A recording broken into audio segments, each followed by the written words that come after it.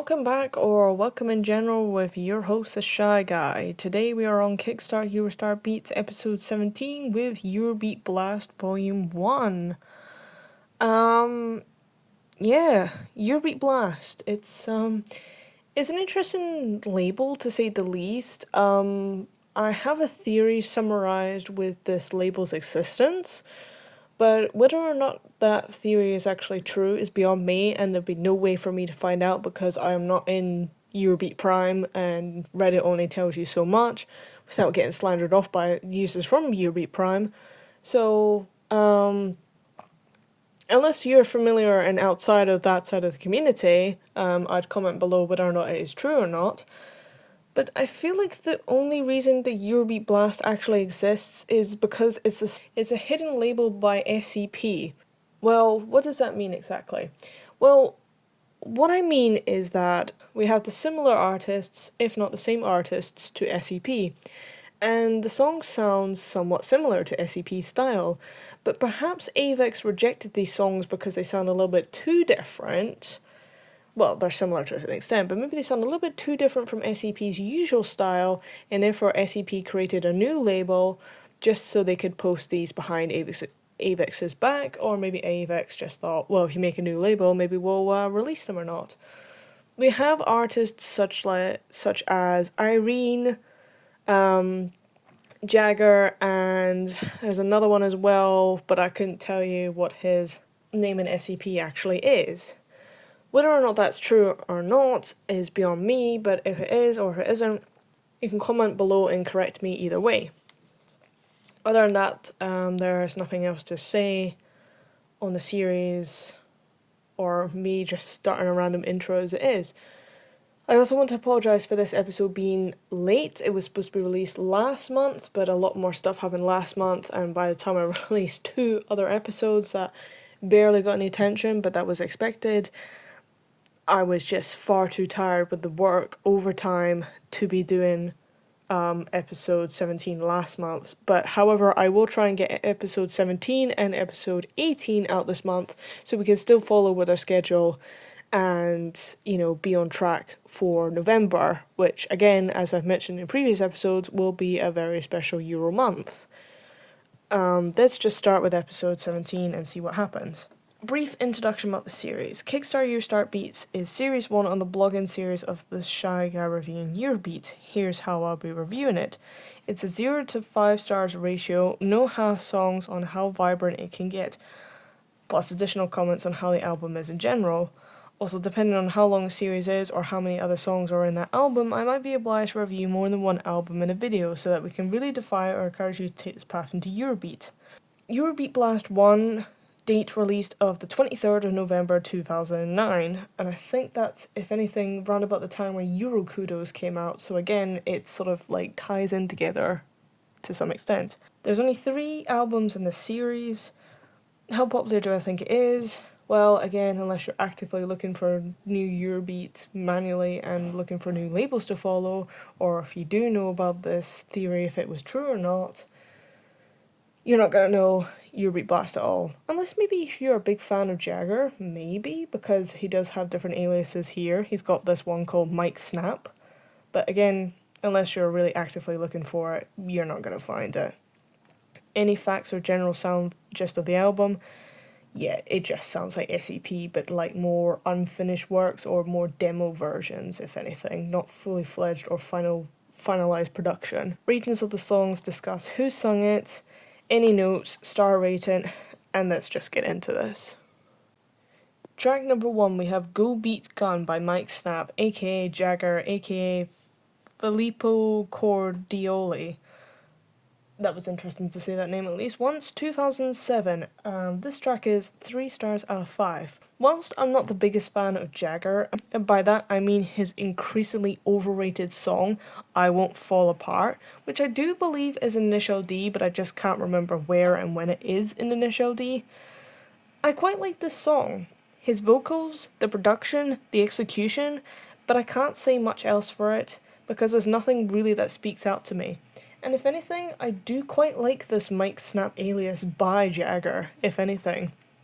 Jump Into the Fire, which I believe is either on volume 2 or 3, I would highly recommend checking out just Jagger's other aliases, to be fair, but Jump Into the Fire is probably the strong point of this alias for me, but it's decent to say nevertheless. Track number 2, Lover Boy by Romney, 2 stars out of 5. Linda Orgarelli, 2006. I want to rate this song more than I have, but Orgarelli has definitely done better songs, and if my theory of fact is true, then I can see why Avex might have rejected this. It does feel Japanese, don't get me wrong, but maybe we should have used a different vocalist? I just can't place my finger on why I don't like it as such. Track number 3, You Can Fly by Estrella, 3 stars out of 5. Unknown vocalist, sadly, and 2009. Jumping into the song lyrics first isn't a first for Eurobeat, but definitely isn't a common thing for Eurobeat either. I like the vocalist here, but like the last episode when we had a flying song, this song doesn't really want to make me fly either. You know, sort of just sprout wings and take off. Well, okay, maybe it's better than Time to Fly by Sharon K in the last episode with Vibration Eurobeat 1. But still, it just feels like it's missing a little something to really make it take off, you know? No pun intended, or is it?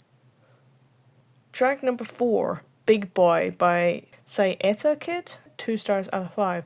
Again by yours truly on Jagger, 2008. Theme song for my cat called Blizzard. Yes, it's good.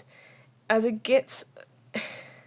Yeah, it's good as it gets for a background track, but nothing more for me to pick out, except I don't like how the chorus toning has changed drastically from the verses, though it's typical for SCP to be doing that, and the most famous one that I like to point out is Revolution by Fastway, the sort of really melodic verses until it sort of just falls a little flat into his chorus. Still, though, listening to Revolution, it does grow in me just a little bit, but I think to myself, I still like the verses over the chorus. But then it makes sense because the chorus gets more shouty, whilst the verses stay melodic. Hold on to your life, you were about to fly. You gotta feel it in your soul now. What is emotion?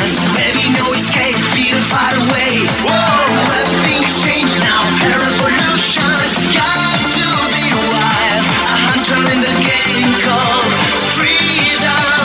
Follow the light. The dark is just a state of your mind, so turn on the night, boy. Revolution, wake up the sleepy samurai. Fighting in your spirit. Revolution, you got a fire in you, in your heart, and now the world will keep on burning. Track number 5, Party Time, Baby Jane, 1 star out of 5. Unknown vocalist once again, 2007. Maybe we should have left this as an instrumental piece with just a few lyrics floating around instead of a full set of lyrics. I don't know, but that's my opinion to say the least. We need more. I think we just need to do experimental tracks with just mostly instruments and a few lyrics thrown around. Again, if you do follow my channel, you do know that Luca Torturini does get that comment from me a lot, especially with the whole Psycho Killer and Don't Stop to Tokyo, which is on the tracks of Best of Super Eurobeat, insert whatever year that was. I think actually I might experiment in making Eurobeat songs that way. Would be interesting to say at the least, if anything. Don't steal those ideas though. Don't. I will come and find you. Track number 6, Number Game by Robodoll, 2 stars out of 5. Again, unknown vocalist for track number 7. That's just a standard practice with labels anyways. Especially SCP as well, if anything. 2006. SCP already has a song about numbers, and it's called Number 1 by Fastway featuring Christine. And it's an absolute bomb. Which I can't remember if that one was used in Initial D or not. And that's pretty much all I have to say for this song. I'm struggling. I'm really sorry that I'm struggling with reviews. However, it does feel like a demo version to Number 1, which again, it's like my point stands. I am really convinced the fact that this is a disregarded and just disused label for SEP because of the rejection they must have got. And to be honest, the songs aren't all bad despite the ratings being quite low, but if it is true, then you can see why. But compared to SEP itself, it makes sense as to why these ones aren't as good. I feel bad, and I don't have the mindset of Avex rejecting them, they must be bad, they just don't sound as good as SEP itself. Track number 7, Magic King of Fire by Sonic Ray, 1 star out of 5, 2006. Love the experimental parts of the guitar, just had the saying of the words in the chorus. Ugh, that sends shivers down the spine, if I had one. In fact, all the tracks sound like demos, probably why I can't get into them. Okay, yeah, that was just as we said in the last song. Apologies for repeating myself also. Track number 8, Crazy Crocodile by Mooney, 1 star out of 5, unknown vocalist once again, 2006. This sounds like a song High Energy Attack would do, and that's because of the title of the song alone. Unfortunately, it doesn't sound like High Energy Attack. So, if I was blindfolded, I wouldn't get my answer wrong, but I would still say SEP due to my theory. And I wouldn't even be able to tell you who the artist was because, yeah. Track number 9, Stranger by El Benetti and Romney, 3 stars out of 5. Alberto Benetti and Linda Orgarelli, 2006. Yes, I feel like this is the common trait for me. I like the first few songs, then the few last ones, but then the ones in the middle get the most horrific treatment from me. And I couldn't tell you why I do that. This is an interesting collab, especially the arrangement on who sings what and when. Benetti isn't too bad either, but has he done other songs? I have no idea who he is. Maybe he's just mostly a producer? His name sounds like something he would be a producer more than a singer. I have to Google if he's done more songs. I'll put them on the screen if he has done more songs, and if he hasn't, I'll just put it as he's only done this one song. With him singing, good pacing in the melody behind the lyrics when it comes to the verses, not much of a build-up in the pre-chorus, but this sort of gives a karaoke feel to it, especially with a duo. Most duo Eurobeat songs, I think in my opinion, don't give much of a karaoke feel, and if you were to do karaoke, you would be fighting for the lyrics. But this one works more consistently and coincides with each other. I'm really digging this song, to say it the least. But 3 stars out of 5 is probably too low a rating, if anything. Track number 10, Open Your Heart, Rosemary, 3 stars out of 5, Linda Orgarelli again, 2008. Good second to last song for this volume, Sorry I Still Have Nothing. There is an outer space theme that I can sort of hear in the melody, though I don't think Open Your Heart has anything to do with outer space and space itself. But it adds an interesting layer to the song, and the visions that I can see within hearing the song is pretty decent as to what maybe the song is actually supposed to be about. Oh, good lord. Or the human mind is definitely very strange as to what it's meant to be, if anything. But the creative mind is even worse than the normal human mind, I would say. And last but not least, track 11, Shockwave with Mike Snap, 4 stars out of 5. You guessed it, Jagger, 2009. And you join me in the last song of the volume, and why does this song have the most stars? Well, it's Jagger, not gonna lie. But this song easily comes in second place when it comes to Jump in the Fire and the song that we reviewed at the very start of the volume. Even though it sounds a little flat, demo-like in the chorus, it's not overly obnoxious in the chorus with its words, melody, and Eurobeat emphasis. I don't mind subtle Eurobeat songs every once in a while, much like, and we said this in Asia Records episode, Mr. Bean's Let Your Body Rock. And that actually brings me to a Reddit thread where someone asked a song that wasn't too vibrant and exciting as most Eurobeat goes, and someone slandered saying, "Why are you listening to Eurobeat?" But no, that is actually the point. If you listen to a bit more subtle and calmer songs, some like Norma Sheffield's, not everyone wants the vibrant, exciting dance party themes. So Shockwave, Let Your Body Rock, and if I can find any others, I will probably make a video about it just to give the emphasis of there are other ways to approach Eurobeat and not be so erratic all the time.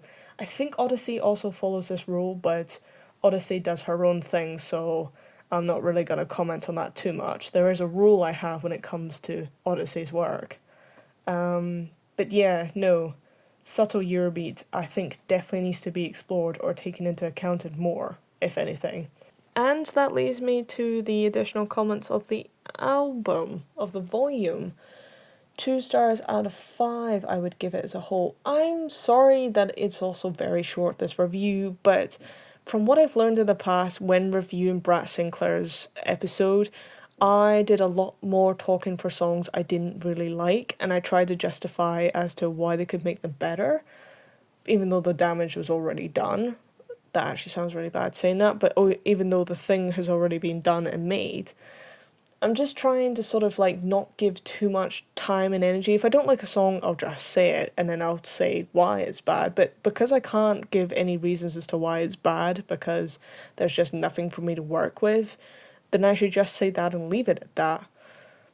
Hopefully, if anything, this will be my shortest review in the series as a whole, because I have been criticised slightly as to my videos should be under 20 minutes and under 20 minutes only because the human attention span has decreased over a span of time.